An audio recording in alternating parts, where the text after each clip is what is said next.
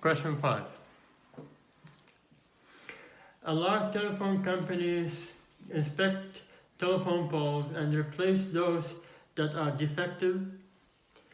The company wants to estimate the proportion of Newfoundland telephone poles that are defective. Okay, question 8. The company randomly select 800 telephone poles. So N is 800 tele poles. In Newfoundland, 96 of them defective. So 96 defective. The question is, calculate 90% confidence for the proportion. So calculate 90% for the proportion. Confidence interval proportion, we use this p hat plus or minus z star p hat q hat over n.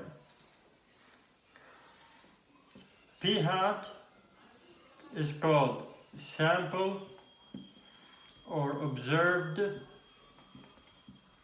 proportion. So P hat, sample proportion, or we are observing 96 to be defective out of 200. That will give you 48. Q hat is basically 1 minus P hat, so 1 minus the 48, 52.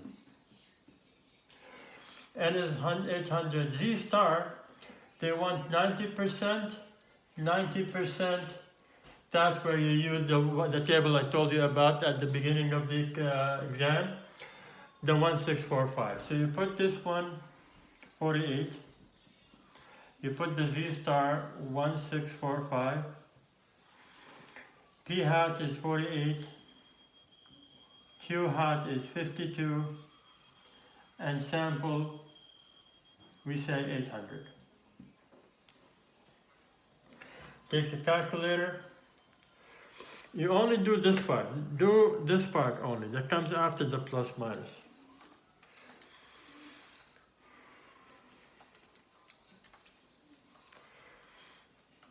Will be 48 plus minus 029, 1.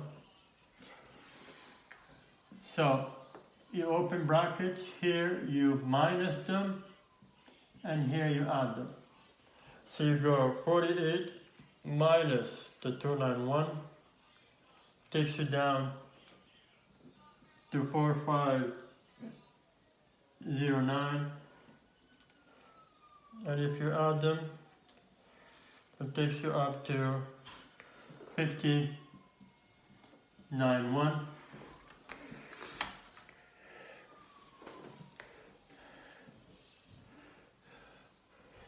Okay, I don't know, I did something wrong here. I divided by 200 and it's 800, sorry. Yeah, I'll make the change quickly. So 96 over 800. This will be 12%, sorry. This would be 12%, making this 88%.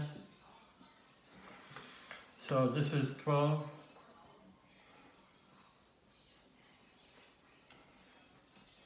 So 12%, 12%, 12%. This is 88.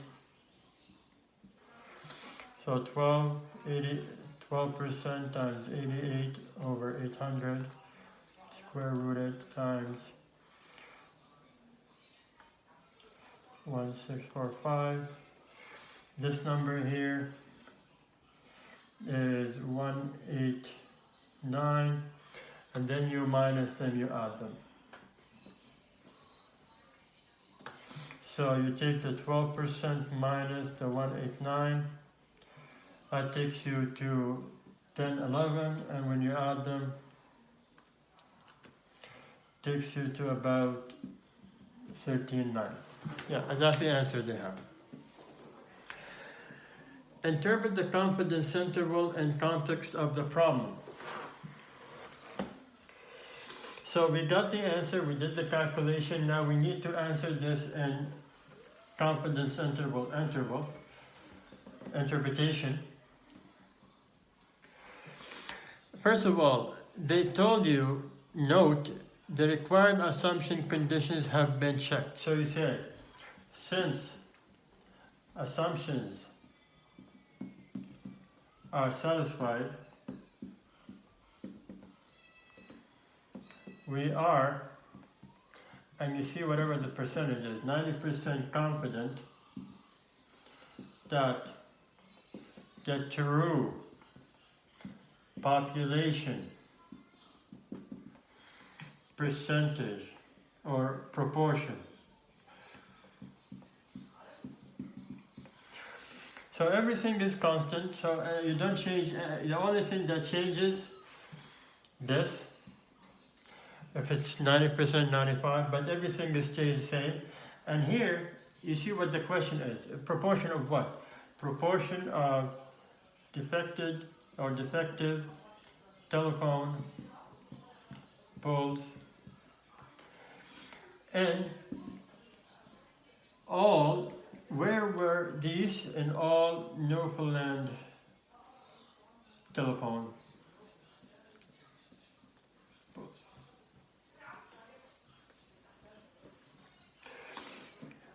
Or in the population of all? Oh, it doesn't matter. So you have to mention that, first of all, if the assumptions are satisfied or not, and usually they are, and say we are, whatever the percentage is of the true population proportion of whatever the question is, and all of whatever the sample is. The sample is from telephone poles Newfoundland, you say all. And of course, is between, so the proportion is between the two numbers you did, 10, 11, and 13, 9.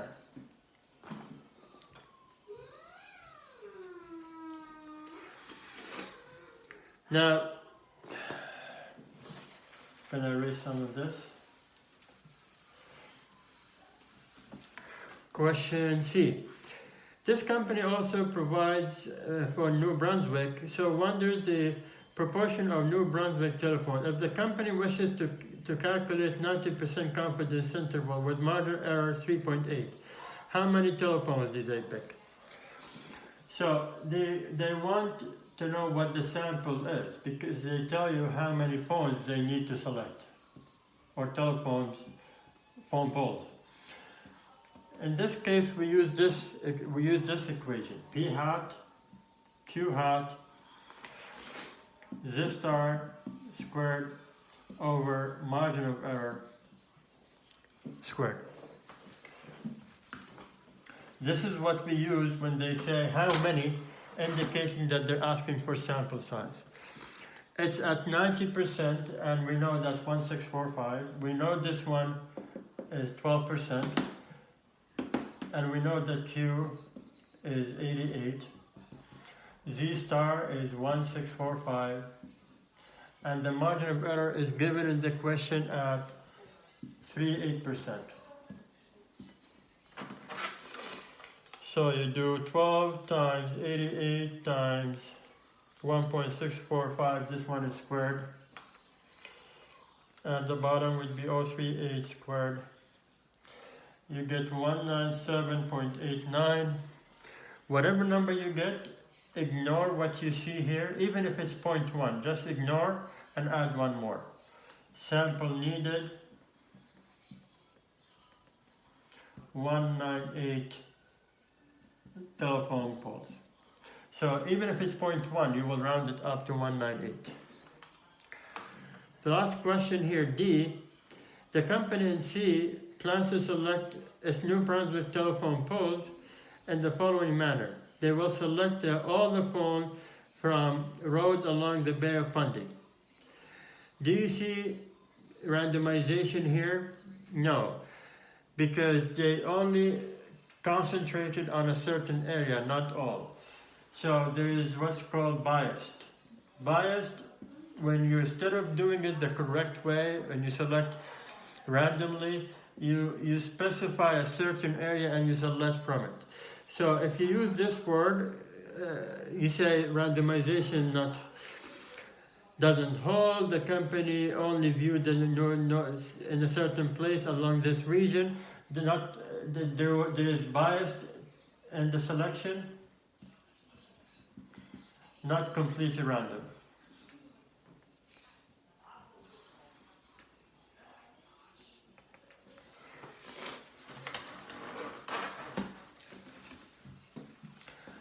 I want to talk about the assumptions. They might ask you extra to check assumptions. So instead of telling you that the assumptions are satisfied, they tell you accept assumptions. There are two assumptions here: randomization and success failure. Now, was in the beginning of the question, the 96% of the 800 telephone poles, were they selected randomly? Yes, the company randomly selected 800 telephone poles. So yes, hold, sample selected randomly.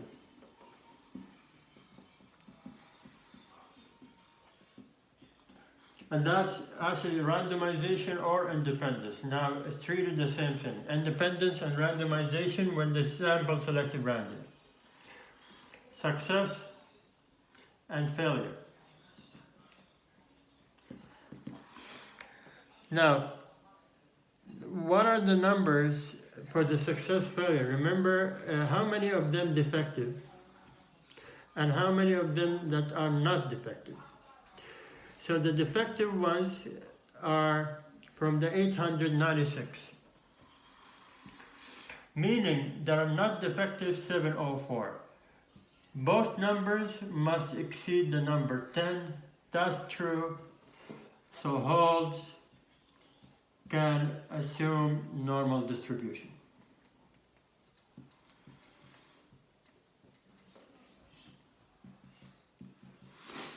So you're given the numbers of success and failure. In some instances, you won't be given the numbers. You have to figure this out. I think you'll see this in the next one.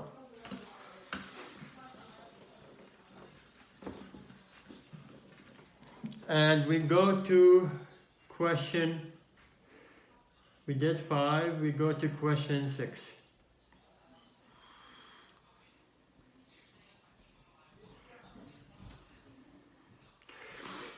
If you have the feeling that not as many young adults are married, you're not alone. In 2007, the US Census reported 48% of young people married.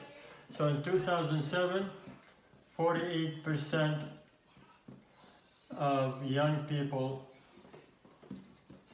married.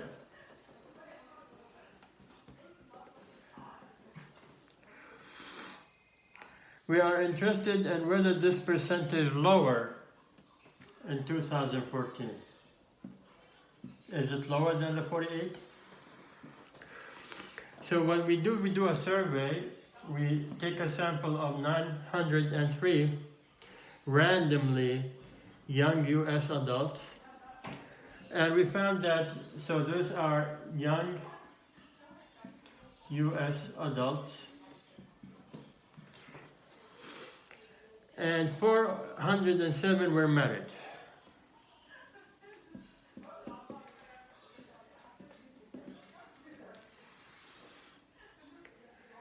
Is there evidence at 5% significant level that the marriage rate of the US adults decreased? First, state the hypothesis, define the parameters. H0, HA.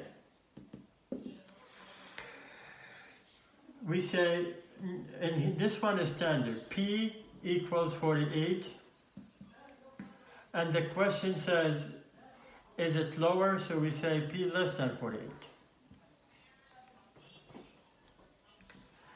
Now, defining P, let P be, again, everything standard. I highlight the ones you need to change. Let P be true population proportion of all young U.S. adults who are married.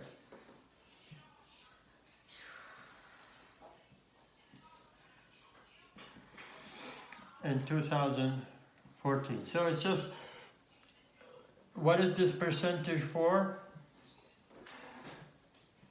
And if there is time and place, you put the time and place. Remember, because you're less, you'll be considered one tail left. And obviously, if it's more, you'll be one tail right. If it's not equal, you'll be two tail. So again, since we're less, we're one tail left. If this is more, it'll be one tail right. Not equal, you'll be two tail. Now, show that the sample size is large enough to, success failure. They want you to address the success failure.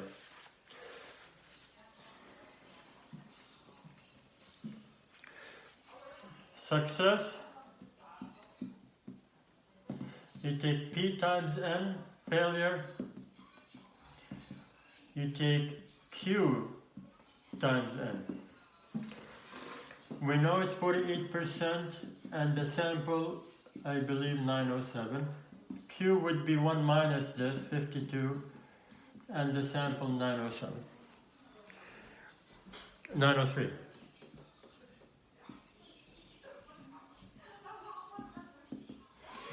If you do, this would be 433 something, this would be 469, it doesn't matter, more than 10, and like we said in the previous one, large enough to assume normal distribution.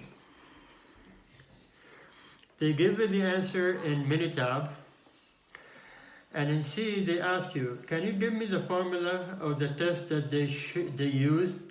You see in the Minitab, if you look at it, there is something highlighted, z-value, negative 1.676. They want to know what formula did they use to get this.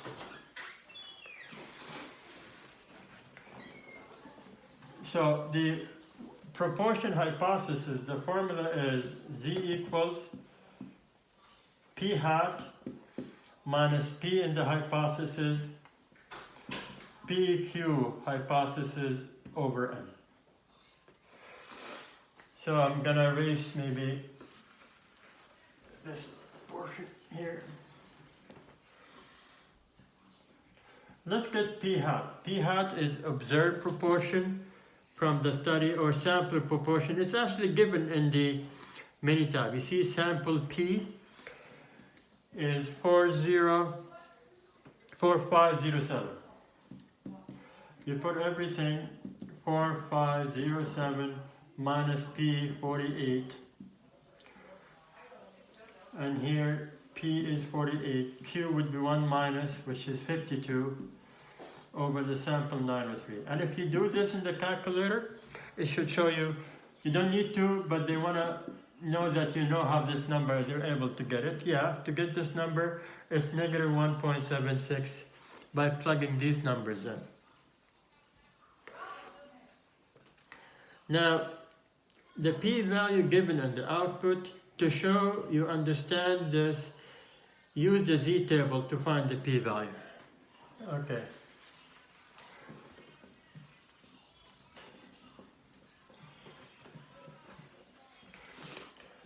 So remember, z-value was minus 176 from your Minitab. You want to do the p-value. Now p-value for z, there are 4 cases. Case 1. If HA less, like this case, p-value, you just look this number from table. You just need to look it up from the table. Case 2. If your HA was more, which is 1 tail upper tail or 1 tail right, in this case, p-value would be 1 minus whatever it is from the table. case 3 and 4. In these two cases, if H not equal, that's two-tailed. For the first one, if it's two-tailed system and Z value negative, it would be 2 times stable. And in the last one, if it's not equal, but the Z value is positive, you'd be 2, 1 minus stable. Since in your question you're just less than, all you need to do is to look up what the percentage is for this, and if you look it up, it would be p-value of 0.392.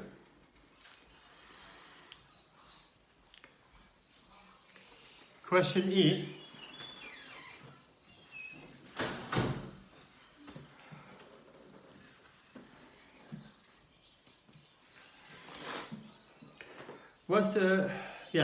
Briefly assess the strengths and the significance of this. I think in the you'll find it in your notes. They usually give you something for strength and significance. For strength, 0.39. This one is between 1% and 5%. I don't know exactly what the wording is, but if you find this sheet, it's one sheet where it's strength on top and then significance, and think this one is small enough to or moderate, I think. Weak, moderate strength to support HA. Something for that has this same meaning here. What did they say? Good, yeah, good or moderate, good evidence to support HA. And for alpha, 5%, okay, the significance,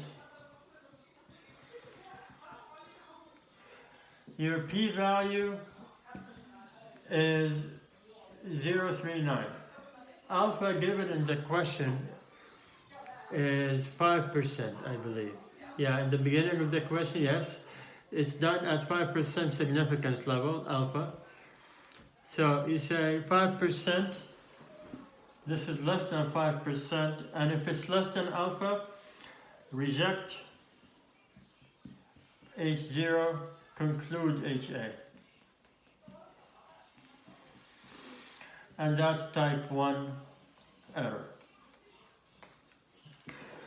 And if it was more than alpha, then you fail to reject, you don't conclude type 2. What's the conclusion? Yeah, I want to talk about the conclusion.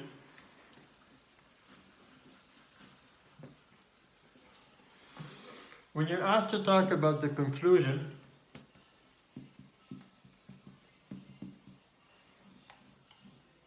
you ask yourself, are we given alpha? Do we have alpha? Alpha meaning significance level. Yes. If the answer is yes, you say this following. Since assumptions hold,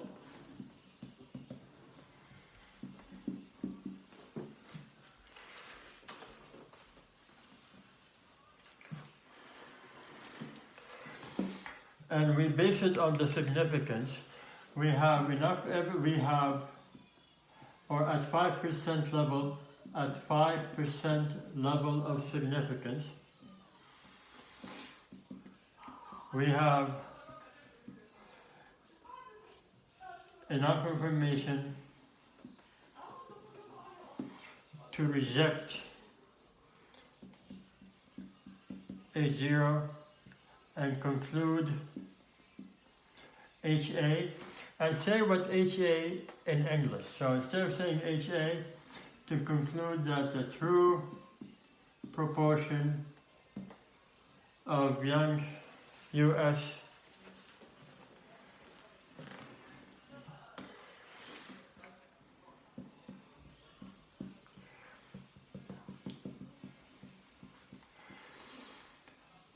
who are married is less than and 48%. So this is how you do it when it's asked to do it based on significance. But if we don't have, if alpha was not given, if it wasn't given, then you have to base this on the strengths. So you start the same way, but you say this. Remember when we did the strengths, we said good evidence, you say this. Assumptions hold, we have good evidence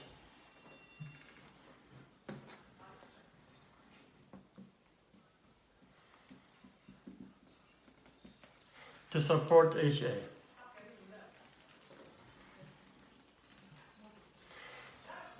To support HA.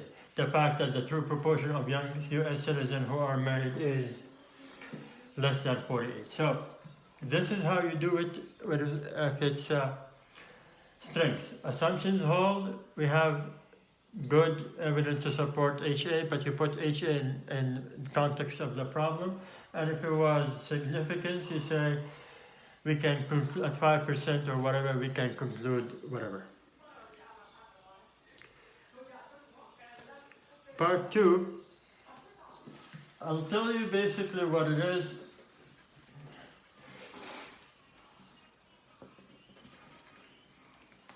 To make it simple, let's see here.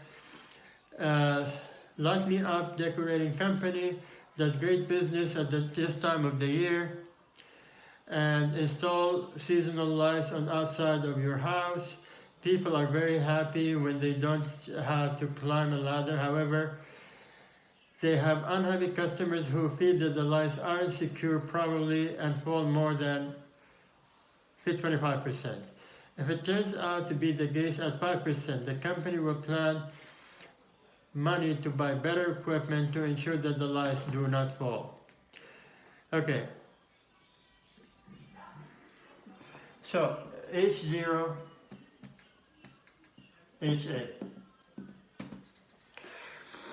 This one is percentage of falling is 25. And here, percentage of falling more than 25. Explain type 1 in context of the problem, and only type 1. I'll do type 1, I'll type 2. Type 1. How would you, in general, type 1 is rejecting H0 when it could be true.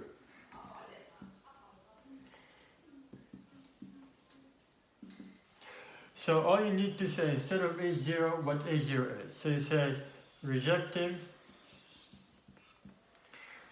H0, meaning rejecting that the true percentage of decoration that fall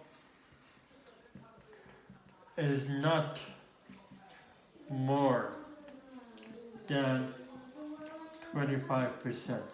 All of this is explaining H0. So, sorry. Rejecting H0, but instead of H0, you say we are rejecting the fact that the proportion is not 25 when it could be 25%. So we're rejecting that it's not, or we're concluding, yeah, but stick to this one. This one is the better way to. We are rejecting H0 when it could be true. This is type 1 error. If they ask you for type 2,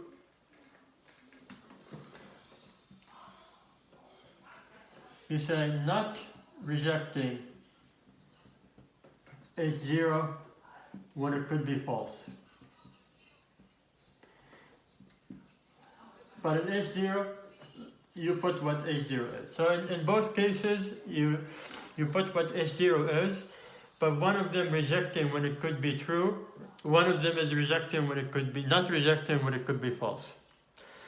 Now, let's say one of the two errors happen. What are the consequences of type 1 error? Basically, if you do a study and there was a mistake in the study, what kind of problem you could have? Well, we have to do the study again, maybe. Cost more money. It will take more time. So these are the problems that you might have if there's a mistake in your study. You have to do it again, cost more money, it will take more time, so waste of time, waste of money. So just talk about these things. This is it, I believe, for the long questions.